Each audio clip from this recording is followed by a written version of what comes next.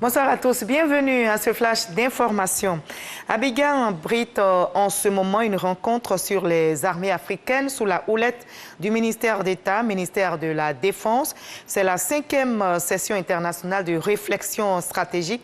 Les participants planchent sur le rôle des armées africaines dans la gestion de la sécurité dans leur pays. Un état des lieux sera fait en vue de relever les défis de la sécurité dans les différents États. Les États font face aussi au terrorisme et les actions de lutte se renforcent. C'est le cas dans notre pays, la Côte d'Ivoire, qui a mis en place un plan d'urgence. Il a été lancé ce week-end à Kafolo par le ministre Mamadou Touré. Et l'accent est mis sur l'insertion socio-professionnelle des jeunes pour barrer la route à toute tentation. Un fonds de 2 milliards de francs CFA a donc été créé pour insérer 3 000 jeunes des régions sous menace terroriste. Léon Bro.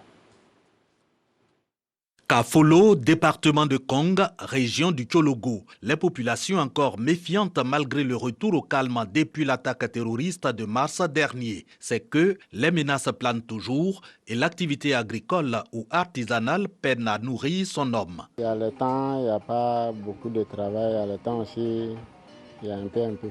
Ça me permet de vivre un peu, mais c'est pas trop quoi. Cette année, j'ai gagné 1 tonne.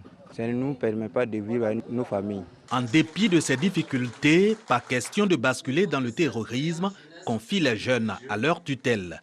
Leurs attentes, relancer leurs activités, développer des micro-projets pour améliorer leurs revenus. Mais où trouver le financement? En réponse, le ministre de la Jeunesse annonce un fonds de 2 milliards de francs CFA pour appuyer en urgence 3 000 jeunes. Nous sommes très contents pour le projet que le ministre vient de nous informer. Ça va renforcer encore nos activités et ça va nous aider beaucoup à agrandir, c'est-à-dire nos élevages, nos commerces. Fin novembre 2021, mise en œuvre effective de ce plan d'urgence de l'État, toujours selon le ministre de la Jeunesse. Sur les bénéficiaires, Mamadou Touré indique les hommes et femmes de 18 à 40 ans du Tchologo, de Bunkani et de la Bagoué, 3 régions encore sous menace terroriste. Dès l'année prochaine, dans le cadre du programme social du gouvernement, c'est près de 7 milliards de francs CFA que nous comptons mobiliser chaque année. Et en tout, c'est 42 000 jeunes qui seront traités. Mais quand on dit 42 000 traités touchés, c'est 42 000 jeunes formés, c'est 42 000 jeunes qui auront des financements de projets, donc qui eux-mêmes, à travers leurs activités, pourront embaucher d'autres jeunes. Donc c'est vraiment une chaîne de valeur que nous voulons créer. Et avec les élus, nous allons identifier les projets porteurs qui tiennent compte de la réalité économique donc de chaque département, de chaque région, de chaque localité. Le but, détourner les jeunes du terrorisme, toujours selon le ministre de la Jeunesse, qui dit les critères d'éligibilité et les domaines d'intervention du fonds d'urgence.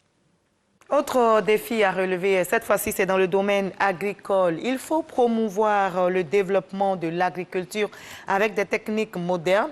Le ministre, gouverneur du district autonome du Denguélé, Gaoussou Touré, et des partenaires effectuent une visite des terrains des parcelles rizicoles dans le village de Kimirila Sud, c'est dans le département de Samatigila. Ils veulent s'imprégner de l'évolution du projet d'amélioration du rendement agricole dans cette région.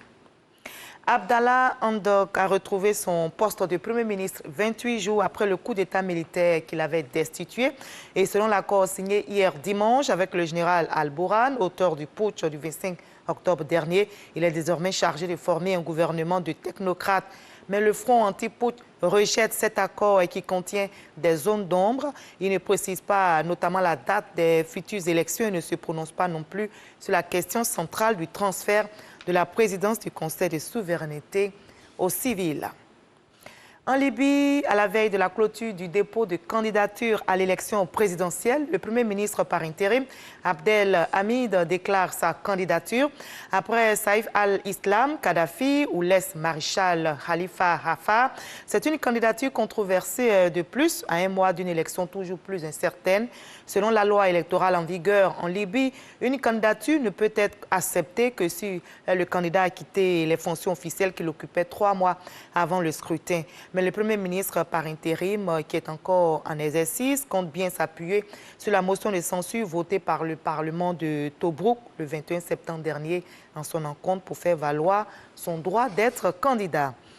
On va terminer par la France. Le nombre de patients touchés par la pandémie de Covid-19 et hospitalisés en soins critiques est relativement stable. Les conséquences sur l'hôpital de la 5e vague, si elle doit se produire, ne sont pas attendues avant fin décembre ou en janvier. Le nombre de patients hospitalisés n'augmente donc pas trop rapidement, rassure donc le directeur général de l'assistance publique Hôpitaux de Paris.